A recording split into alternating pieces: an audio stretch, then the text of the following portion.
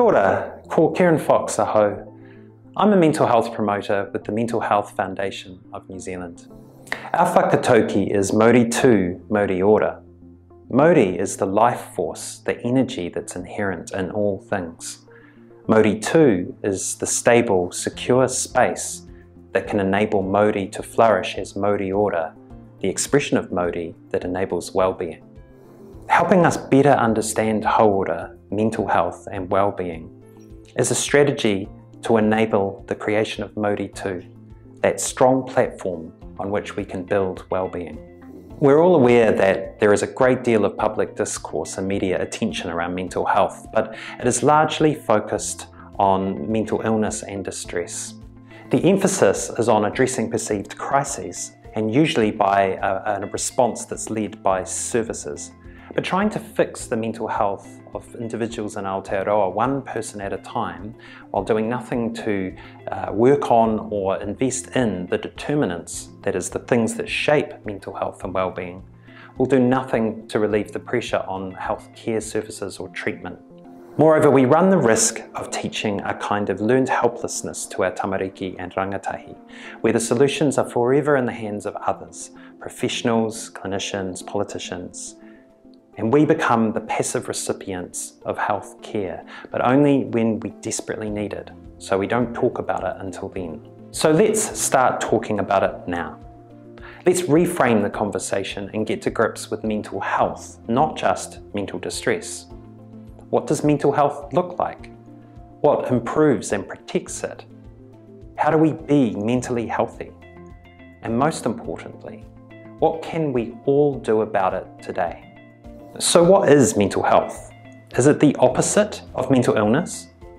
Actually, the opposite of mental illness is not mental health.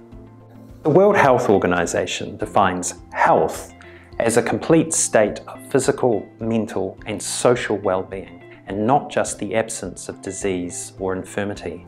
Note the holistic definition of health here. The two types of experiences, illness and health, are not mutually exclusive. That means the presence of one doesn't mean you cannot have the other. The true opposite of experiencing mental distress is not experiencing mental distress. The question of what mental health is, or how mentally healthy we are, requires a two-part answer. One part is about our experience of ill health, and the other part is about our well-being.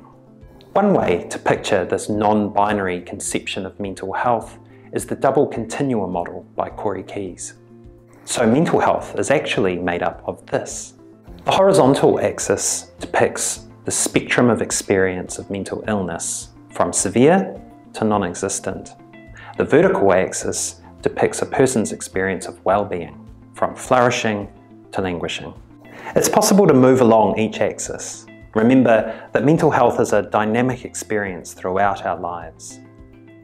The double axis creates 4 loose quadrants of lived experience: flourishing, both with and without symptoms of mental illness, and languishing with and without symptoms of mental illness. It's a more nuanced depiction of life experience.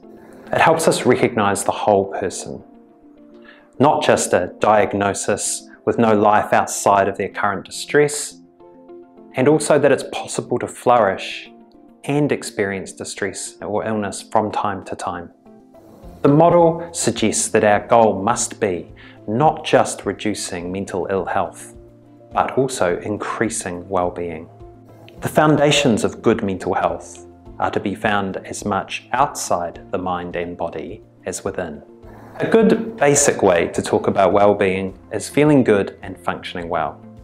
This recognises that there are both internal things, such as thoughts, feelings, our physical health, and external things, life experiences, relationships, daily activities, social contexts, etc., that matter for well-being, and that there is two-way traffic between them. This is sometimes referred to as the psychosocial or biopsychosocial approach.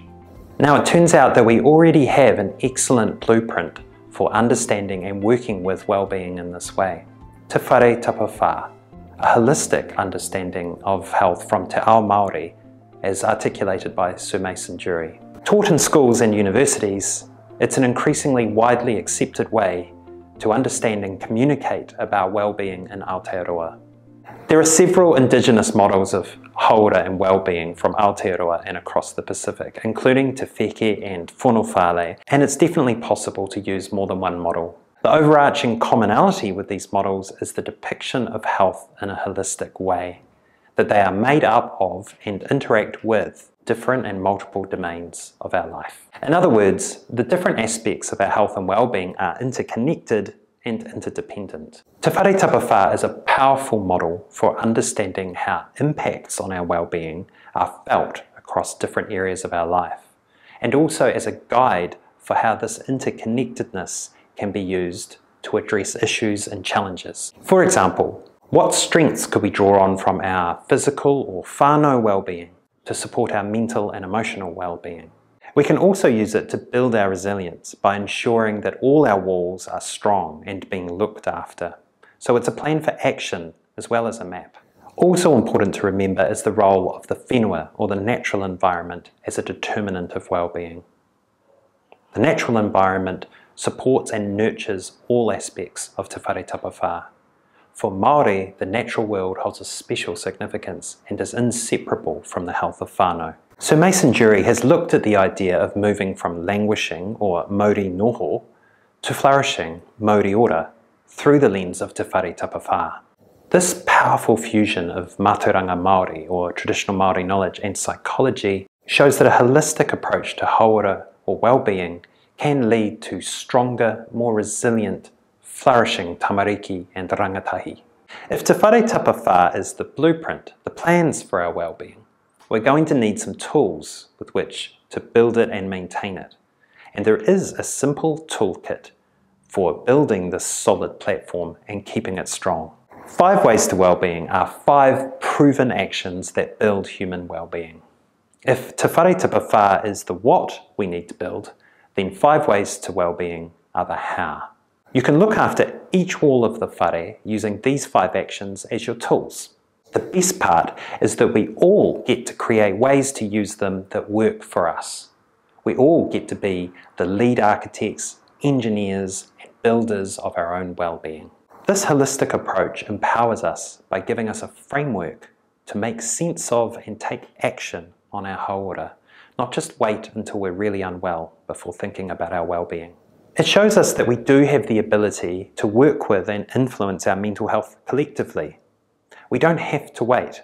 We can start today. We can use Te Whare Tapa Whā to move from mauri noho to mauri ora. We can grow mentally healthy and resilient tamariki and rangatahi by building a strong Whare Tapa Whā where we can all flourish. Mauri tu, mauri ora.